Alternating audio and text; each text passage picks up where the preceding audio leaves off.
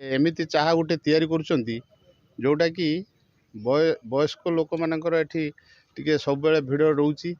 ଆଉ ଏଟା ଏକ ଗୋଟେ ଦେହ ପକ୍ଷେ ଏକ ଔଷଧୀୟ ଗୁଣ ପ୍ରଦର୍ଶନ କରୁଛି।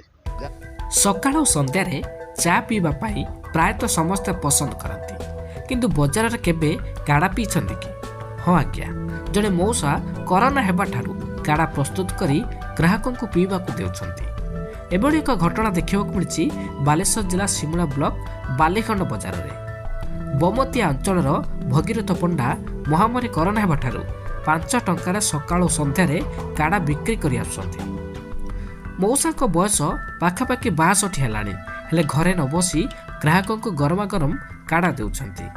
ଆମର ଏଠି ବାଲିଖଣ୍ଡ ବଜାରର ଆମର ଭଗୀରଥ ପଣ୍ଡା ଯେଉଁ ନାଲି ଚାହାଟି ପ୍ରସ୍ତୁତ କରୁଛନ୍ତି, ଏ ଚାହାରେ ତୁଳସୀ ପତ୍ର, ଅଦା ଆଉ ଶୁଣ୍ଠି, ଗୋଲମରିଚ, ଅଳେଇଚ, ଡାଲଚିନି, ଲେମ୍ବୁ ଏମିତି ସବୁ ପ୍ରସ୍ତୁତ କରିକି ସେ ଏମିତି ଚାହା ଗୋଟେ ତିଆରି କରୁଛନ୍ତି ଯୋଉଟା କି ବୟସ୍କ ଲୋକମାନଙ୍କର ଏଠି ଟିକେ ସବୁବେଳେ ଭିଡ଼ ରହୁଛି।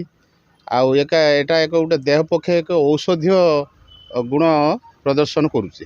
ଯାହାଫଳରେ ଏ ଥଣ୍ଡା ସିଜନରେ ସନ୍ଧ୍ୟାବେଳେ ଆଉ ସକାଳେ ଆଉ ଭଗୀରଥ ନନା ଚାଟା ଆମକୁ ସମସ୍ତଙ୍କୁ ଡାକୁଛି। ଆଉ ଏଇ ଚାଟା ଥଣ୍ଡା ପାଇଁ ବି ଦେହ ପକ୍ଷେ ହିତକର। ଏଇ ଚାହା ନନା ଆମର କରୋନା ପାଖରୁ ପ୍ରସ୍ତୁତ କରିଛନ୍ତି, ଆଉ ସେଇଟା ଏଯାବତ ଲାଗି ରହିଛି। ଆଉ ଦିନକୁ ଦିନ ବହୁତ ଭିଡ଼ ଲାଗୁଛି। ଏଇ ଯେଉଁ ଥଣ୍ଡା ସିଜନରେ ବହୁତ ଭିଡ଼ ଲାଗୁଛି ଏ ଚା ଦୋକାନରେ। ଏବେ ତ ଏଇ ସନ୍ଧ୍ୟା ସମୟରେ ଦେଖୁଥିବେ ଆମର ଏଇ ସାର୍ ମାନେ ମଉସା ମାନେ ଆସିକି ବସିଗଲେଣି। ଆମେ ଏଇ ଯାଉଥିଲୁ ଜଷ୍ଟ ବାଟର ବି ଗାଡ଼ି ଅଟକେଇକି ଆମକୁ ଟିକେ ନନା ଚାଟା ପିଇ ଦେଇଗଲେ ନା ସନ୍ଧ୍ୟା ସମୟର ପିଉଛୁ। 12 ପ୍ରକାର ସାମଗ୍ରୀ ମିଶ୍ରଣ କରି କାଢ଼ା ପ୍ରସ୍ତୁତ ହେଉଥିବାରୁ ବିଭିନ୍ନ ରୋଗରୁ ମଧ୍ୟ ମୁକ୍ତି ମିଳିଥାଏ। ସେଥିପାଇଁ ସକାଳ ଓ ସନ୍ଧ୍ୟାରେ 5 ଟଙ୍କାରେ କାଢ଼ା ପିଇବା ପାଇଁ ଗ୍ରାହକଙ୍କ ଭିଡ଼ ଲାଗିଥାଏ। ଏଠି ବାଲିଖଣ୍ଡ ତାଣି ଛକରେ ମୋର ଦୋକାନଟିଏ କରିଛି। ଯାହା କରୋନା ଠାରୁ ମୁଁ ଏଇ ଚାହାଟି ପ୍ରସ୍ତୁତ କରୁଛି, ଯାହାକି ଶୁଣ୍ଠି, ଗୋଲମରିଚ, ଅଦା, ତେଜପତ୍ର, ଡାଲଚିନି, ଲବଙ୍ଗ, ତୁଳସୀ ପତ୍ର, ବିଟ୍ ଲୁଣ, ଲେମ୍ବୁ, ଚିନି, ଚା ପକାଇ ପ୍ରସ୍ତୁତ କରୁଛି। ଯାହା ହଉ ଲୋକମାନଙ୍କର ଏଇଟା ଭଲ ଦେହକୁ ଲାଗୁଛି। ମୁଁ ଅବଶ୍ୟ ବେଶୀ ପଇସା ନେଉନାହିଁ, 5ଟି ମୁଦ୍ରା ନେଉଛି।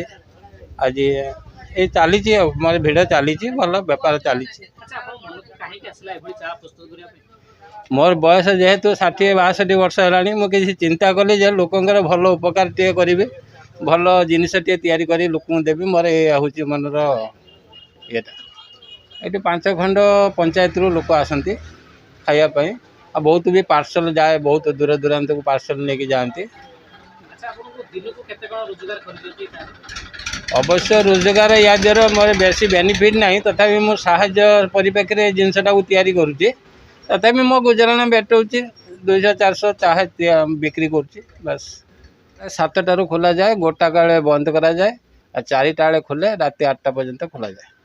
ଆଖପାଖ ଅଞ୍ଚଳ ସହ ଭଦ୍ରକ, ସିମୁଳିଆ, ସୋର, ଖଇରା ବ୍ଲକରୁ ଲୋକମାନେ ମଧ୍ୟ କାଢ଼ା ପିଇ ମଉସାଙ୍କୁ ପ୍ରଶଂସା କରି ଯାଇଥାନ୍ତି। କ୍ଷୀର ଚାହା ପିଇଲେ ଟିକେ କଫ ହେଉଛି, ଅମୁଲ ଚାହା ପିଇଲେ ଗ୍ୟାସ୍ ହେଉଛି। ସେଥିପାଇଁ ମୁଁ ନାଲି ଚାହା ପିଉଛି। ଘରେ ମଧ୍ୟ ନାଲି ଚାହା ପିଏ, କିନ୍ତୁ ଏଠି ଯେଉଁ ଚାହା ପିଉଛି ଏଥିରେ ଏ ଚାରେ ଟିକେ ସ୍ୱତନ୍ତ୍ର ଗୁଣ ରହୁଛି। ତା ଅର୍ଥ ସେ ପକାଉଛି ତୁଳସୀ, ଗୋଲମରିଚ, ଅଦା, ଆଉ ଶୁଣ୍ଠି ଏସବୁ ପକେଇକିରି ସେ ସିଝେଇକି ରଖୁଛି। ଆଉ ଲେମ୍ବୁ, ଲୁଣ, ଆମର ଶୈବନ୍ଧ୍ର ଲୁଣ, ଯାହାକୁ ଯେଉଁ ବିଟ୍ ଲୁଣ ପକେଇକି ଆଜ୍ଞା ଭଲ ଲାଗୁଛି, ଉପକାର ମଧ୍ୟ ହେଉଛି। ଉପକାର ବି ହେଉଛି। ହଁ, ମୁଁ ପ୍ରତିଦିନ ଆସେ ଏଠି ଚା। ବୟସ ଅପରାହ୍ନରେ ବି ସମାଜସେବାକୁ ଭୁଲି ପାରିନାହାନ୍ତି ଭଗୀରଥ ମଉସା। ଲୋକମାନେ ଆସି କାଢ଼ା ପିଇ ଖୁସି ହେଲେ ମଉସା ପାଇଥାନ୍ତି ଖୁବ୍ ଆନନ୍ଦ। Balasore Umakanta, UGT local.